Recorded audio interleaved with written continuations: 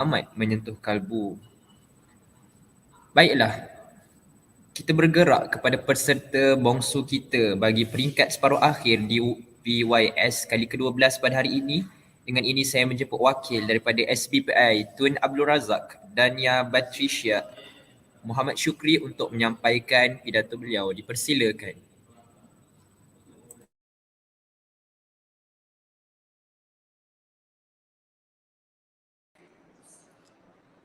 Saya akan mula sekarang. Assalamualaikum. Salam kasih sejahtera, budi cara berguna.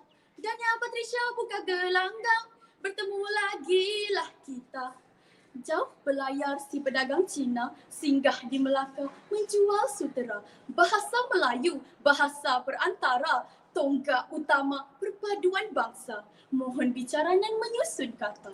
Assalamualaikum, salam sejahtera, salam satu bahasa. Sekalung apresiasi buat pengerusi majlis, barisan pendal hakim yang arif lagi bijaksana, yang sedang menjunjung mahkota keadilannya, penjaga masa yang sentiasa peka dengan detak waktunya, para guru yang sentiasa ada bersama, para peserta yang hebat-hebat belaka, serta hadirin dan hadirat yang saya hormati. Tuan-tuan dan puan-puan, kata orang terdahulu, tak kenal maka tak cinta. Maka mari kita bercinta dengan maujuk pidato saya yang bertajuk Bahasa Melayu Tonggak Perpaduan Bangsa. Sebelum saya memulakan bicara, adalah manis jika kita hayati dahulu definisi pidato saya pada hari ini. Menurut Kamus Dewan, frasa bahasa Melayu dapat ditakrifkan sebagai bahasa yang digunakan oleh kelompok masyarakat Melayu. Manakala frasa tonggak pula bermaksud asas atau nadi utama. Seterusnya, frasa perpaduan pula membawa maksud bergabung menjadi satu. Dan akhir sekali, frasa bangsa membawa maksud sejenis manusia daripada satu asal keturunan. Hadirin hadirat yang berbahasa sekalian, sebagai pembuka tirai perbincangan yang pertama, adalah baik jika kita menelusuri akar-akar cerutu sejarah sebelum terbentangnya hamparan indah negara Malaysia. Apabila memorabilia ini membawa kita ke ratusan tahun yang lampau, nyatalah bahawa bahasa Melayu sudah berfungsi sebagai lingua franca yang didefinisikan sebagai bahasa perantaraan antara masyarakat pada zaman itu. Hal ini dapat dibuktikan dengan jelas apabila kita meneliti catatan ilmuwan Inggeris seperti R.O. Winstead yang menunjukkan bahawa bahasa Melayu telah digunakan sebagai bahasa perdagangan yang mengeratkan sinergi masyarakat yang berkunjung ke Melaka ketika itu. Daripada golongan pendeta sehinggalah ke golongan biasa. Setiap insan di Melaka ketika itu berkomunikasi dengan bahasa tercinta kita yang tidak lapuk dek hujan, tidak lekang dek panas, tidak lain dan tidak bukan, sudah tentulah bahasa Melayu. Nah, apa lagi yang ingin kita pertingkaikan tentang kemampuan bahasa kebangsaan kita sebagai wadah perpaduan? Berdasarkan perkara ini, jelaslah bahawa hamparan sejarah membuktikan bahasa Melayu mampu menjadi bahasa perpaduan yang cemerlang di bumi yang nyata. Haiya, wah punya kawan Ahmad Umar sudah lama tak jumpa. Mana sibuk itu punya orang? Mali-mali kita pergi minum. Pelatlah dengan pengaruh bahasa natif, asalkan setiap kaum di Malaysia dapat bermesra-mesra, bertukar-tukar fikiran dan maklumat hanya dengan menggunakan bahasa Melayu. Apa yang penting, setiap kaum di Malaysia tidak akan kekok untuk berbicara dalam bahasa kebangsaan. Apabila tidak kekok berbicara, sudah tentulah tidak akan kekok untuk bermesra. Apabila sudah bergaul mesra, nyatalah bahawa perpaduan dalam kalangan masyarakat majmuk itu akan terbina kukuh di bawah payung negara, bersatu teguh, bercerai roboh.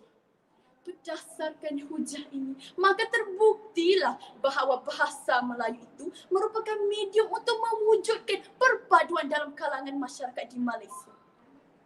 Mantan Perdana Menteri kita yang ke-7, Tun Dr. Mahathir Mohamad pernah berkata, ilmu pengetahuan tanpa nilai-nilai yang mulia belum tentu dapat melahirkan masyarakat yang baik dan berjaya.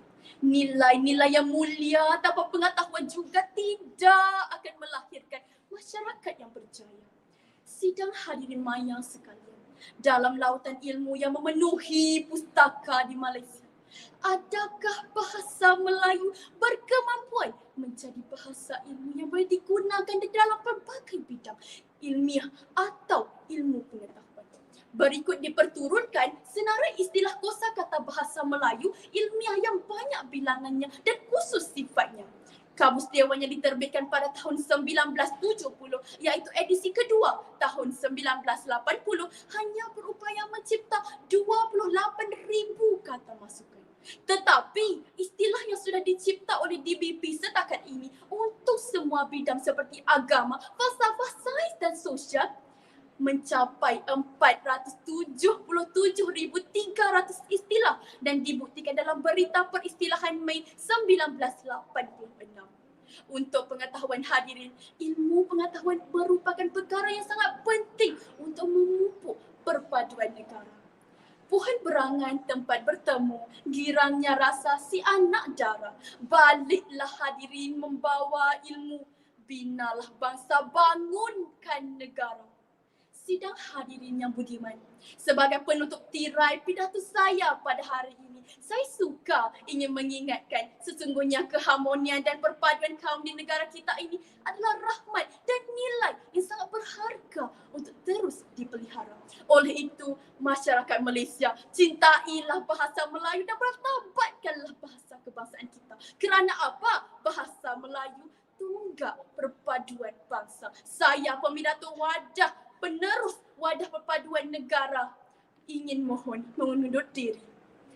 Warga Dewan sekalian, sekian, wabillahi taufik wa hidayah. Wassalamualaikum warahmatullahi wabarakatuh. Sekian, terima kasih. Waalaikumsalam warahmatullahi wabarakatuh. Saudara-saudari sekalian, dengan berakhirnya peserta ke-10 sebentar tadi, maka tamatlah pusingan separuh akhir pidato Yayasan Selangor kali ke-12 tahun 2021.